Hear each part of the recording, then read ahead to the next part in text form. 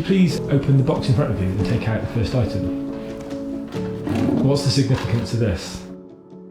When I first met you, Gav, I was about the age of 7 or 8. Yeah, I was just very scared and nervous because you're meeting a stranger and you're going to live with them for a bit. This is significant to me because that night when I did stay at yours for the first night, when I was scared and had trouble sleeping, you put this film on for me.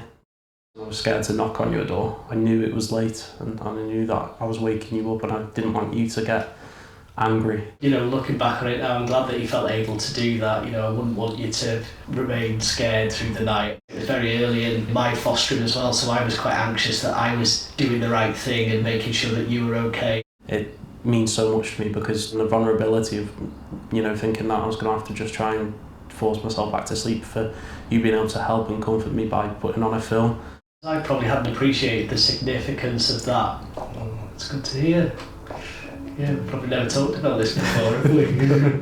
No. I then came back when I was 17 years of age. I recently came from a previous home where I just wasn't settling down and also just mixing with the wrong people in college, and I was a bit uncertain of what I was going to be doing with my future, and it was a very scary time for me.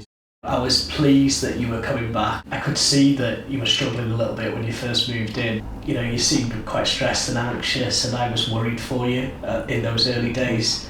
Could you please take out the second item from the box? Yeah.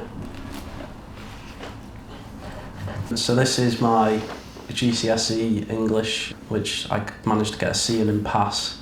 I sat it twice in school and then I failed it twice in college as well. So the fact I failed 4 times before I moved in with you and then passed it the first time with you, it just shows how well you're able to work with different children and hopefully get their needs over the line. In terms of your guidance, obviously you know the way I work. You would push me towards doing the revision, you would want to help me do the revision, and you'd let me do it in my own time. With a bit of advice and guidance, you've always made good decisions. I stand here in support, but you've done all the work, and you know, I'm really impressed.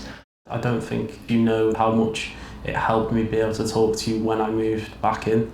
When I got this, couldn't wait to get home and show Gav that I passed, and you know, when I got home out of nowhere, just pulled it out and I was like, I passed, I've done it, and I was ecstatic. First time I think I felt success in such a long time, and that helped so much with the positivity. I've never seen you so happy before as you were on that day. That was the start really of building on that to a better future, yeah. Really.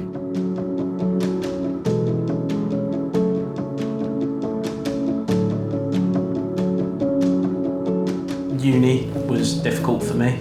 It got to a point when I was in lectures and I was thinking this isn't what I want to do. The only thing that I was worried about is, could I stay back at yours?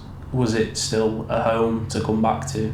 And I think that's when I spoke to you and you were like, no, of course you can come back. That's what the When I'm Ready placement is. And this is your home and you don't leave until you are ready to move on.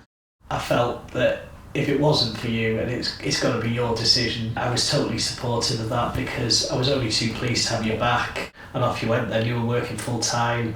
That was really impressive because you just set your mind to it. If you could open the box, please. Yeah. So here is a photo of me and Gav in Cyprus. It was one of the last times I was living with Gav and he took us away on holiday. It's a memory that will stay with me forever. That moment just tells me that I became part of your family and that you felt happy enough to take me away with you. It's a really fun memory for me as well because, like you say, it does feel like family. It feels natural.